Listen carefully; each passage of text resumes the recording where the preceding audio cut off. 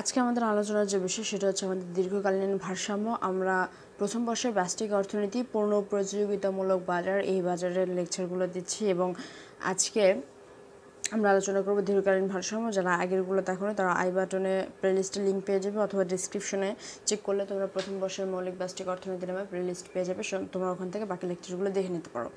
তো দীর্ঘকালীন ভারসাম্যের আমাদের প্রথমে কিছু কথা জানতে হবে। দীর্ঘকালীন ভারসাম্যের প্রধান বৈশিষ্ট্য হচ্ছে এখানে কোনো অস্বাভাবিক বা লোকসান চলে না। শুধুমাত্র এখানে যে ফার্ম বা প্রতিষ্ঠান পণ্য উৎপাদন করে সেক্ষেত্রে এরা শুধুমাত্র স্বাভাবিক মুনাফা অর্জন করে। এরা অস্বাভাবিক কোনো মুনাফা মানে অতিরিক্ত কোনো মুনাফা অর্জন করতে পারে না, আবার লোকসান স্বীকার করে যে উৎপাদন চালিয়ে যাবে এরকম কোনো কিছু হয় না। কেন হয় না প্রথমে এটা বিশ্লেষণ করব। দীর্ঘকাল, তার আগে বোঝাবো যে দীর্ঘকাল বলতে কি বোঝায়। আমি যেন অনেকবার বলেছি যে দীর্ঘকাল বলতে কোনো নির্দিষ্ট সময় মেয়াদকে বোঝায় না। দীর্ঘকাল বলতে বোঝাচ্ছি যে অনেক সময়, এরকম কোনো কিছু না। দীর্ঘকাল আমাদের যখন পড়েছিলাম যে হচ্ছে স্থির খরচ কি পরিবর্তনীয় খরচ কি, তো দীর্ঘকালে ফার্মের কোনো স্থির খরচ থাকে না। স্থির খরচ বলতে কি বোঝাচ্ছে, যদি ফার্ম বন্ধ থাকে তাহলে তাকে কোনো খরচ বহন করতে হয় না। ধরো সে 2 মাসের জন্য কোনো উৎপাদন তার বন্ধ হয়ে গেছে, এই 2 মাস সে কোনো অর্থ মানে খরচ করবে না। স্থির খরচ কি হয়, থাকে না। সকল খরচ কি পরিবর্তনীয় খরচ। পরিবর্তনীয় খরচ মানে কি বোঝাচ্ছে এখানে, পরিবর্তনীয় খরচ বলতে বোঝাচ্ছে ফার্ম যদি চলে তাহলে খরচ চলবে, যদি ফার্ম যদি না চলে তাহলে খরচ চলবে না, এটুকু বোঝাচ্ছে।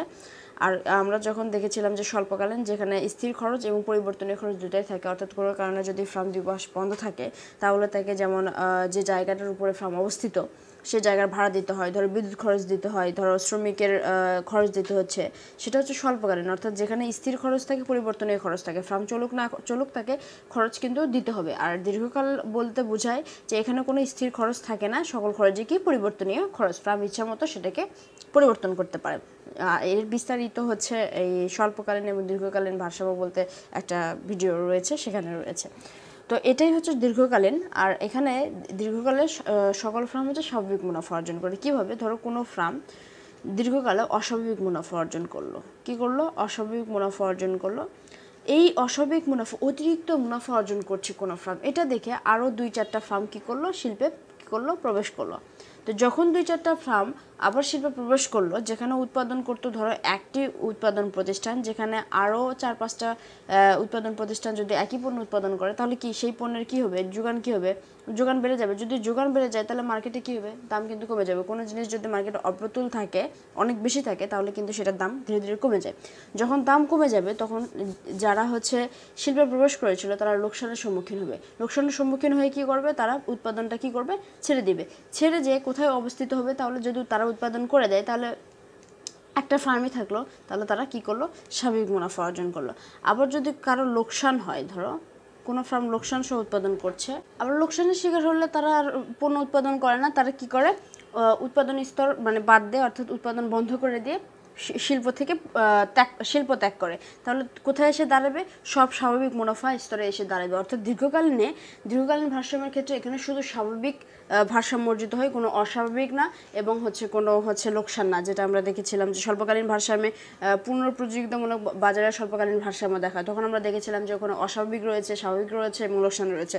সুতরাং যখনই দেখবো যে দীর্ঘকালীন রয়েছে, পূর্ণ প্রতিযোগিতামূলক বাজারে দীর্ঘকালীন ভারসাম্য, তার মানে এখানে হচ্ছে স্বাভাবিক ভারসাম্য অর্জিত হবে। এখন আমাদের মূল টপিকে চলে যাই যে এটাকে আমরা কীভাবে বর্ণনা করব। প্রথমে আমাদের কী হবে, একটা চিত্রের প্রয়োজন হবে। স্বাভাবিকভাবে একটা আমরা চিত্র আর্ট করব এবং এই চিত্রের ওএক্স অক্ষ বরাবর আমাদের যেটা থাকবে সেটা হচ্ছে উৎপাদনের পরিমাণ, ওকে।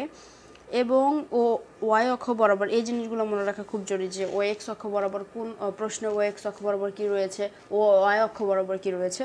ও ওয়াই অক্ষ বরাবর আমাদের থাকবে হচ্ছে দাম, আয় এবং হচ্ছে খরচ। এখন এখানে নেওয়ার পরে আমরা এর ভিতরে নিব 3টা রেখা। এই রেখাগুলো কি আমি নিশ্চয়ই এখন বুঝতে পেরেছি আগের ইয়েতে যে এগুলো দ্বারা কি বোঝাচ্ছে। তো এটা হচ্ছে আমাদের D1, এটা আমাদের D2, এটা আমাদের হচ্ছে D3। আর এই রেখাগুলো কি, AR-MR রেখা এবং দাম রেখা, চাহিদা রেখা, ওকে, যেটা আমরা আগে ক্লিয়ার হয়েছি। এটা P1, এটা P2, এটা AR2, AR মানে কি, MR মানে কি, এগুলো নিশ্চয়ই আয়ত্ত করতে পেরেছি আমরা পূর্বের লেকচারগুলো দেখে। AR হচ্ছে অ্যাভারেজ রেভিনিউ, অর্থাৎ হচ্ছে গড় আয় এবং হচ্ছে মার্জিনাল রেভিনিউ মানে কি প্রান্তিক আয়। আচ্ছা, এখন নিলাম যেহেতু আমরা বলেছি এখানে স্বাভাবিক মুনাফা অর্জিত হয়, তার মানে আমরা পূর্বের লেকচারে দেখেছিলাম যে স্বাভাবিক মুনাফা অর্জিত হলে কী হয়, এই যে ধরো এল মানে এসি রেখা এবং এমসি রেখা দুটো একই স্থানে থাকে। ধরো এখানে আবার এই 2 নম্বরের যে পয়েন্টটা রয়েছে এখানে আমরা একটা LAC অর্থাৎ হচ্ছে মার্জিনাল কস্ট রেখা আট করব এবং এখানে একটা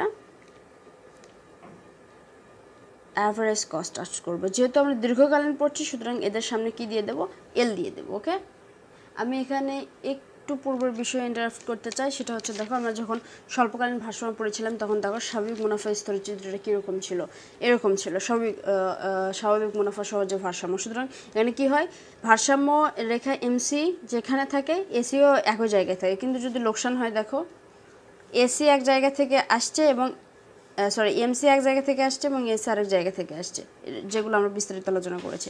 সুতরাং এখানে কি বলছে, দীর্ঘকালীন ভারসাম্যে কি হয় যে সবসময় স্বাভাবিক মুনাফা অর্জন করে, সুতরাং এমসি এবং এসি রেখা একই বিন্দুতে কী হয়, ছেদ করে, এরকম দেখতে হয়। আচ্ছা, তাহলে এটা কী করলো, 2 নম্বর হচ্ছে রেখাতে কি ছেদ করলো। এখন এটার বর্ণনা আমরা যদি দেখতে চাই, যে আমরা প্রথমে দেখব হচ্ছে আমরা কেস ওয়ানে প্রথমে আমরা বর্ণনা করব D3 রেখা। এখানে আমরা যেটা বর্ণনা করব, এখানে আমি যেটা বলেছিলাম যে অস্বাভাবিক মুনাফা হলে কী হবে, স্বাভাবিক মুনাফা যদি হয় আর লোকসান হলে কী হবে, সেই বিষয়গুলো এখানে আমরা এখানে যে D3 রেখাটা নিয়েছি, এটা হচ্ছে D3 রেখা মানে হচ্ছে আমাদের এই রেখা, এটা আমাদের D3 রেখা, তার মানে এটা হচ্ছে দাম রেখা, এটা আমাদের গড় আয় রেখা, প্রান্তিক আয় রেখা। আর এই যে এটা হচ্ছে আমাদের কি এসি মানে কি, এটা হচ্ছে আমাদের খরচ রেখা, এটা দ্বারা বোঝাবে আমাদের কতটুকু খরচ হচ্ছে। আমরা দেখতে পাচ্ছি এখানে যে এই যে এটা হচ্ছে আমাদের দাম রেখাটা উপরে, খরচ রেখাটা কি নিচে। যদি দাম বেশি হয় খরচ কম হয় তাহলে কি হয়, অতিরিক্ত মুনাফা অর্জিত হয়। অর্থাৎ D3-তে যেটা হয় সেটা হচ্ছে কি, আমরা এখানে দেখতে পাচ্ছি D3-এ যে দামই বড়, দেখো দাম রেখাটা উপরে রয়েছে এবং খরচ রেখাটা, যে এসি হচ্ছে খরচ রেখাটা কি হচ্ছে নিচে রয়েছে, তারা P3 মানে এটা কার থেকে বড়, দামের থেকে বড়। যদি দাম থেকে মানে দাম বেশি হয়, যদি খরচ কম হয় তাহলে কি হয়, এখানে কি হয়, অস্বাভাবিক মুনাফা অর্জিত হয়। কি হবে এখানে, অস্বাভাবিক, অর্থাৎ D3-তে এখানে অস্বাভাবিক মুনাফা অর্জিত হবে।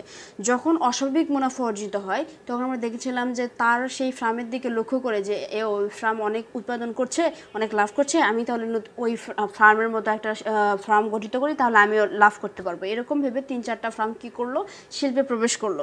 যখন 3-4টা ফার্ম প্রবেশ করলো বাজারে, তখন কি হবে, ফার্মের সংখ্যা বেড়ে যাবে, তখন ওই দ্রব্যটা উৎপাদনের পরিমাণ বেড়ে যাবে।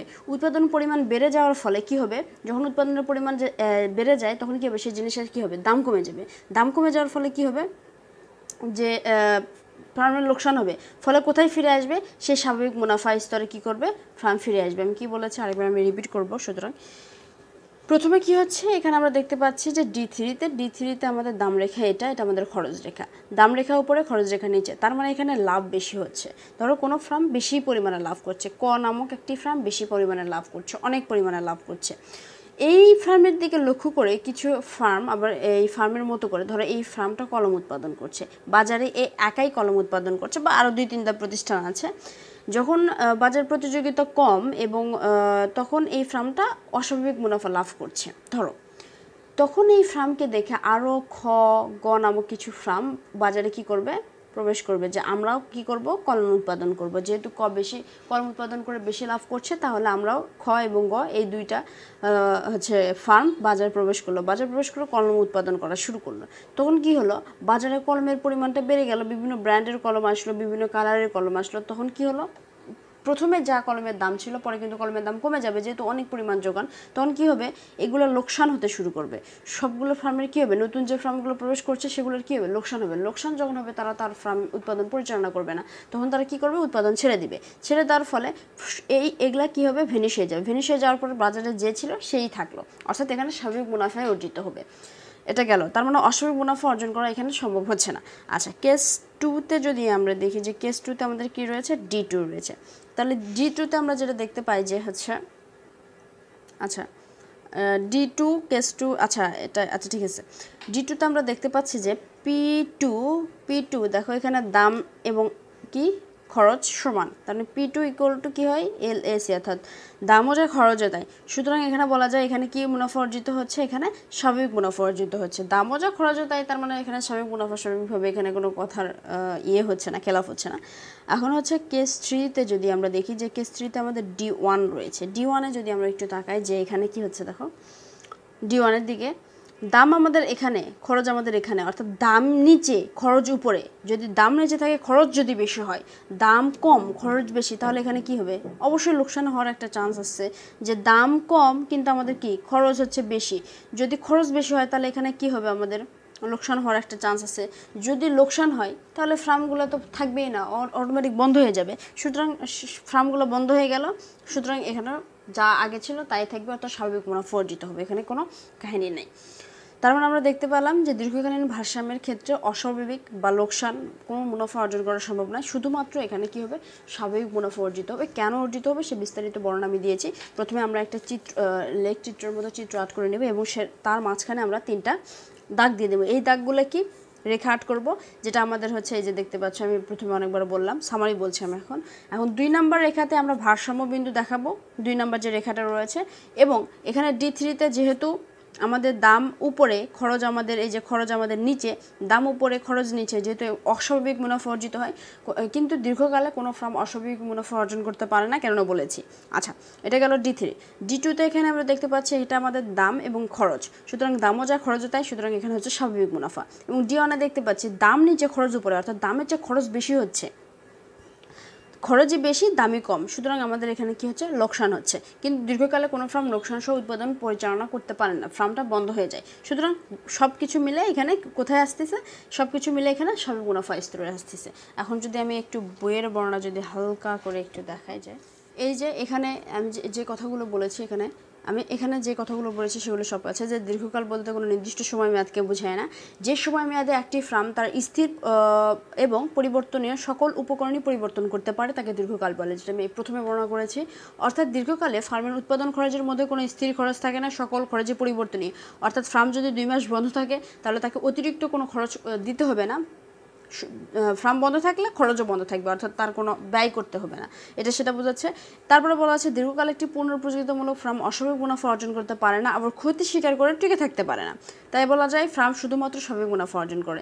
এই যে আমাদের গ্রেট পয়েন্ট, যে দীর্ঘকাল একটি ফার্ম শুধুমাত্র কী করে, স্বাভাবিক মুনাফা অর্জন করে। কেননা কোনো ফার্ম দীর্ঘমেয়াদে অস্বাভাবিক মুনাফা অর্জন করতে থাকলে এতে আকৃষ্ট হয়ে নতুন ফার্ম শিল্পে প্রবেশ করতে থাকবে, ফলে শিল্পে উৎপাদিত দ্রব্যের যোগান বেড়ে যাবে, এতে দ্রব্যমূল্য হ্রাস পাবে এবং হ্রাস পেয়ে যে কথাগুলো আমি বারবার রিপিট করলাম সেগুলো এখানে বলা আছে। আশা করি এবার বুঝতে পেরেছো। তোমরা চাইলে আমি যে কথাগুলো বলেছি সেখান থেকে নোট করতে পারো, অথবা তোমরা বই দেখতে পারো। এখন তোমাদের চিত্রটা আমি একটু দেখাই। এই যে তোমরা এখানে দেখতে পাচ্ছ, এই যে সেই চিত্রটা আমাদের রয়েছে এখানে, এই চিত্রটা দিয়ে তার পরীক্ষার খাতাতে সুন্দর করে পেন্সিল দিয়ে চিত্রটা আর্ট করবা, সমস্যা হবে না। তো এই ছিল আমাদের আজকের লেকচার। আজকে আমরা শুধুমাত্র দীর্ঘকালীন ভারসাম্য আলোচনা করেছি। আমরা খুব শীঘ্রই অথবা শেষ করতে যাচ্ছি, আমাদের আর বেশি লেকচার নেই। যারা পূর্বেরগুলো দেখো নেই, পূর্বের ভিডিওগুলো বা পূর্বের অধ্যায়গুলো, সেগুলো সবগুলো আমাদের প্লেলিস্টে চেক করতে পারো। ডিসক্রিপশন বক্সে প্লেলিস্টের লিঙ্ক দেওয়া আছে, অথবা আই বাটনে আমি দিয়ে দেবো প্লেলিস্ট মৌলিক প্লাস্টিক অর্থনীতি, সেখান থেকে তোমরা দেখে নিতে পারো। সে পর্যন্ত সবাই ভালো থাকো, সুস্থ থাকো।